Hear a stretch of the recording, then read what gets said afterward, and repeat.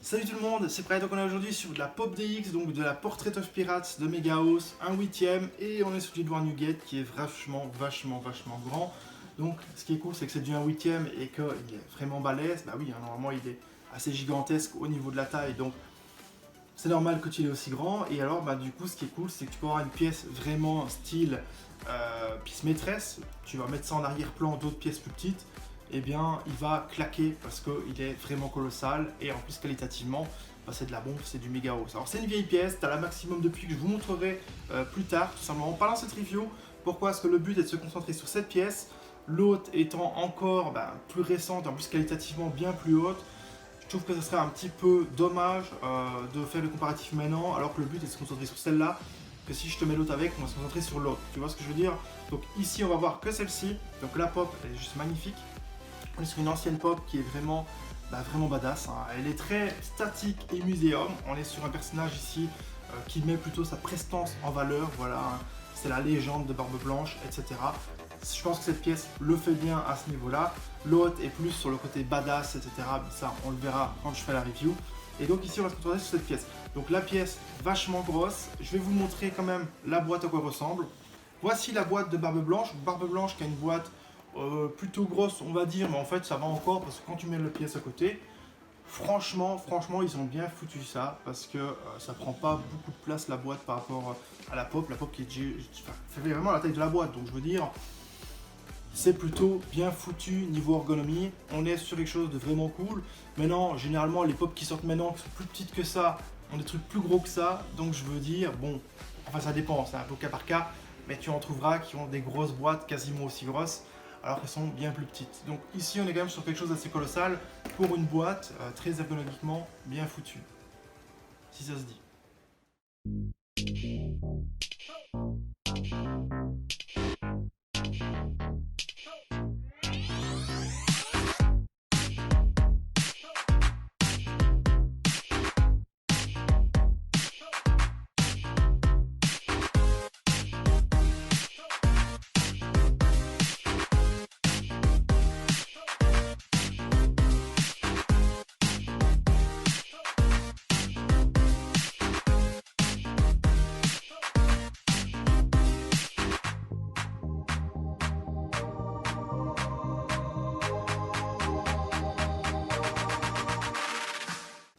Donc les amis, voici sur la première version, donc la DX de Barbe Blanche. On est sur le modèle qui fait 40 cm quand même de haut. C'était vraiment colossal. Et ce qui est cool, c'est que du coup, si tu mets ça avec des pièces un peu plus petites à côté, évidemment, ça va en jeter, ça va faire pièce maîtresse tout simplement dans tes POP.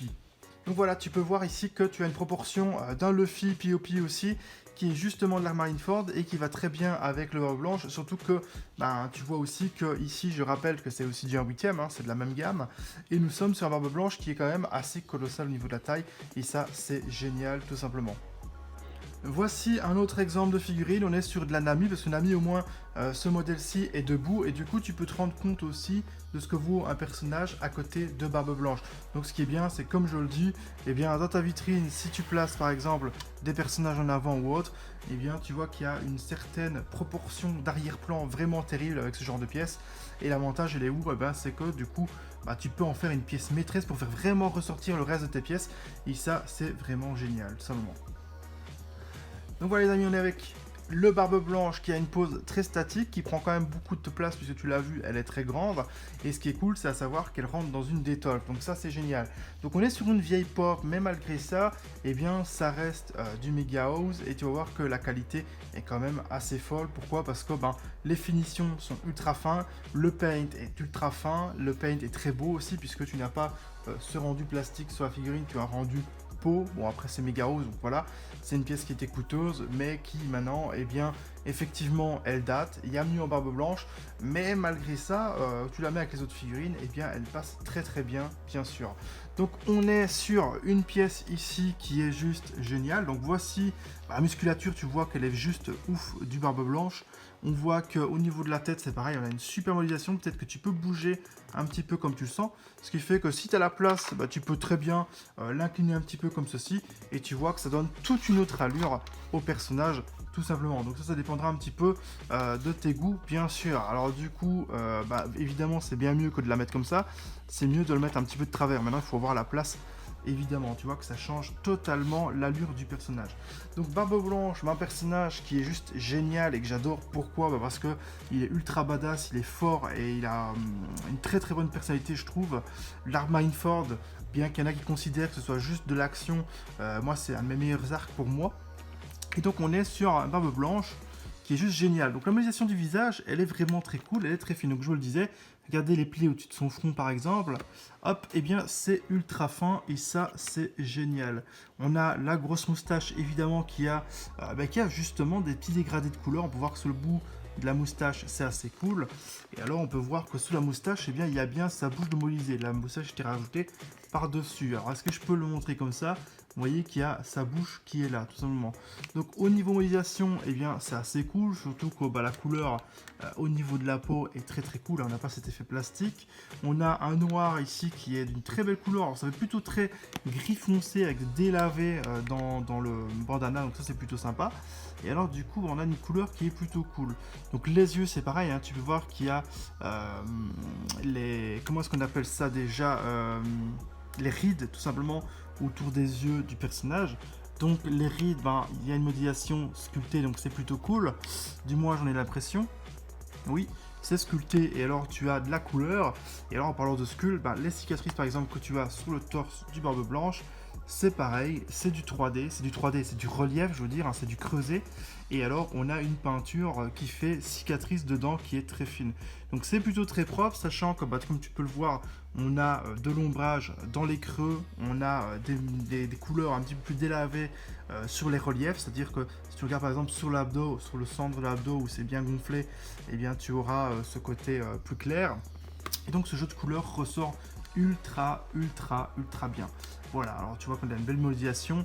Donc Barbe Blanche, il est vieux, mais il garde sa musculature ultra badass comme dans l'anime. Alors ce qui est cool, c'est que son ventre sort assez bien en mode contracté comme ça, c'est vraiment de la folie. On est dans One Piece, on est sur des trucs assez décalés, mais ça défonce. Donc ici on a le bandana, on va dire, alors c'est pas vraiment bandana, mais c'est sa ceinture, voilà, tout simplement, style en bande comme ça, qui est plutôt cool. Tu vois qu'on a aussi un beau noir qui a une belle couleur. Alors à savoir que le noir utilisé ici a un côté plus foncé, plus sombre qu'ici. Ici tu as un côté plus délavé.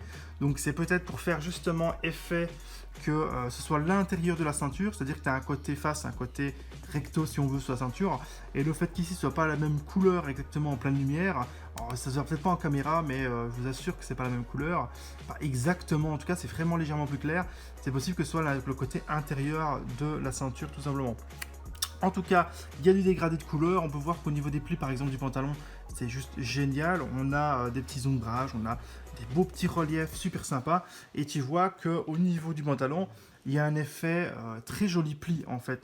Les plis font vraiment très plis. Tu n'as pas ces genres d'angles que tu peux retrouver sur certaines figurines où ça fait des effets angulaires en relief. Là, tu as vraiment cet effet de vrai pli. Et ça, c'est génial. Pourquoi? Parce que quand tu vois la retombée du pantalon, en voyant aussi, tu dis « Ah, c'est du tissu ». Et ça, c'est génial. Tu peux limite te dire que le tissu que pour Barbe Blanche, c'est un tissu fin, en fait. Pourquoi? Parce que tous les plis sont très très proches les uns des autres, et ne font pas de très gros plis un peu forcés. C'est vraiment très fin. Et du coup, tu as vraiment cette impression que le tissu est fin. Tu vois ce que je veux dire? On voit que c'est un tissu léger qui porte. Et ça, c'est plutôt bien fait. Alors, je sais pas si normalement, ils ont séparé un tissu léger ou non.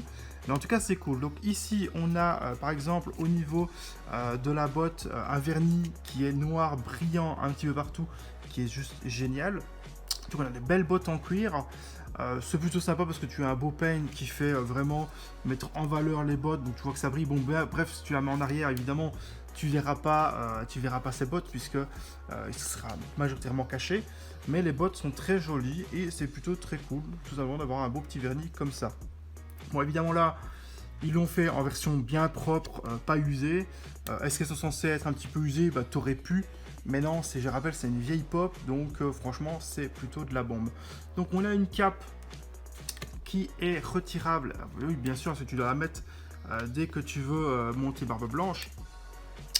On la regardera après. Et donc, on va regarder le dos de Barbe Blanche. Donc, le dos complètement comme ça. Donc, vous voir qu'on a des jointures ici qui sont visibles, qui normalement sont cachées. Alors, normalement, tu vois, c'est caché ici dans le biceps. Et là, c'est très propre parce que tu vois pas trop les jointures. Alors là, oui, évidemment, en pleine lumière, tu le vois. Mais quand tu rajoutes la cape, alors je vais essayer de la rajouter, hop. Tu rajoutes la cape comme ceci, tu n'as pas les jointures en fait sous les yeux. Et ça, c'est cool. Ici, c'est super caché. Et là, c'est bien foutu. T'as pas besoin en fait. Tu ne le vois pas. Bon, maintenant que je l'ai montré, ça se voit un petit peu. Mais avant ça, on ne le voyait pas. Et donc, tu pourrais le mettre torse nu. Sauf que torse nu, il a un côté gringalet de par la largeur des épaules. Donc franchement, ça a plus de gueule avec la cape. Alors, du moins dû à cette figurine. Hein. L'autre figurine, la maximum que j'ai de Barbe Blanche, au niveau largeur d'épaule, c'est pas du tout pareil. Et donc, on est ici sur un dos qui est ombré de partout. On peut voir ici, par exemple, toute la finesse ici du muscle avec le tendon et tout ça qui passe au niveau du coude. Et ça, justement, c'est une musculature qui fait plus vieux. Justement, voilà. Et ça, c'est bien fait parce qu'ils t'ont pas foutu une musculature qui fasse trop musclé et trop jeune par rapport à son âge, évidemment. Donc ça, c'est génial. Donc le beau petit tatouage dans le dos de Barbe Blanche qui a été posé dessus, qui n'a pas spécialement son vrai effet tatouage. Je veux dire que tu fais ainsi, tu vois que ça a été posé dessus, en fait, tout simplement, mais tu n'as pas ce rendu vrai tatouage. Donc voilà. C'est plutôt propre quand même dans l'ensemble parce que c'est fin et la couleur est belle, etc. Mais non, tu n'as pas vraiment cet effet de vrai tatouage que tu retrouverais sur d'autres pièces. Donc ici, malgré ça, de toute façon, la cape est d'office dessus, donc c'est pas très grave. Maintenant, c'est un point qu'on va souligner. Le niveau pantalon derrière. Donc le fessier fait plus vieux, donc ça c'est génial puisque on a vraiment, voilà, regardez, je vous le mets ainsi, hop. On voit que Barbe Blanche est plus vieux. Voilà, il a un physique plus vieux. Alors, je le disais, de par son ventre par exemple, on dirait un peu Kame Sennin en version plus basée, tout simplement. Donc c'est vraiment le côté vieux, justement, modélisation qui est cool et qui rend bien. Donc le pantalon, je le disais, les plis qui se laissent aller, même si je suis moins convaincu par l'arrière. L'arrière fait un peu pantalon froissé qu'à l'avant, ça tombe vraiment monstrueusement bien. C'est impressionnant quand tu vois le pantalon comme ça de l'avant. L'arrière, c'est un peu plus fouillis, j'ai envie de dire. Mais malgré ça, ça reste magnifique. Hein. Je vous rappelle qu'il y a la cape qui se met derrière et que, de toute façon, tu ne le mettras pas de dos, Barbe Blanche. Donc voilà, on est sur une pièce qui est juste terrible. On a un socle, donc on y est, qui est super sympa, un Portrait of Pirates, Edward Newgate.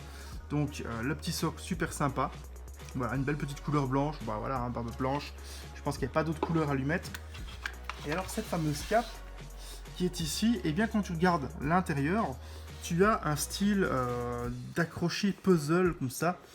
C'est un genre la maille du cuir ou un truc ainsi, qui est juste excellente parce que c'est très fin, il c'est sur toute la cape. Je vous rappelle que la pièce est vraiment colossale, hein, et on est sur une pièce qui est vraiment excellente.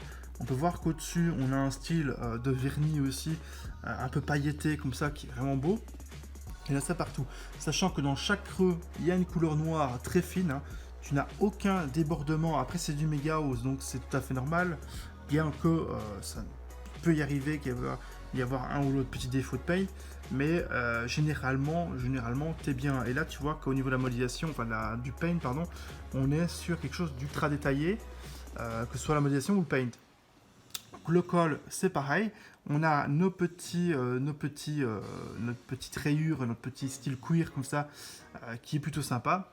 Et alors, ça se pose sur les épaules. Donc, tant qu'on y est, on peut voir qu'au niveau des pressions, on a quelque chose de brillant et très propre. Et évidemment, très fin au niveau des pressions. Même chose au niveau du contour qu'on a là, l'ornement qu'on a sur la cape. Tu peux voir que c'est assez fabuleux parce que c'est très fin. Voilà, c'est le genre de détail qui est très cool parce que quand tu vois ce genre de détails, tu dis ouais, c'est génial. Alors ici, on a un superbe dessin dans le dos de la cape qui est vraiment très cool et qui est plus propre. Enfin, à mon goût, il ressort mieux que le tatouage qu'ils lui ont fait dans le dos. Ça a plus de gueule à ce niveau-là. On a aussi au niveau des manches évidemment la même finesse, hein, le même rendu aussi, le même paint. Donc ça c'est génial. Et alors si tu te demandes, le dessous est noir tout simplement. T'as un creux, donc ça c'est plutôt cool. Mais voilà, de toute façon c'est pas spécialement obligatoire de mettre ça, c'est pas gênant de ne pas avoir un creux jusqu'au bout de la manche, puisque là tu as à l'intérieur. Et je vous avoue qu'avant la vidéo, malgré les années depuis quand je l'ai, eh bien je n'y ai jamais prêté attention avant, j'ai jamais remarqué qu'il n'y avait pas de creux plus profond, tout simplement. Donc on va lui remettre ça sur l'épaule, hop, sur les épaules surtout. Et donc voici le rendu global, et comme je le disais, rendu global avec la cape, c'est plus volumineux, c'est plus classe, plus prestigieux, et ça rend bien mieux tout simplement. Voici le dos, un petit peu les doigts Nugget. Donc on voit que la cape n'a pas plein de plis, elle n'a pas un gros coup dans le vent, il y a un petit coup au niveau des manches qui volent un petit peu. On a les franges aussi au niveau des épaulettes qui bougent un petit peu, avec des dégradés de couleur sur le doré, dans le milieu du doré des franges, tu vois que c'est un petit peu éclairci, donc c'est plutôt cool.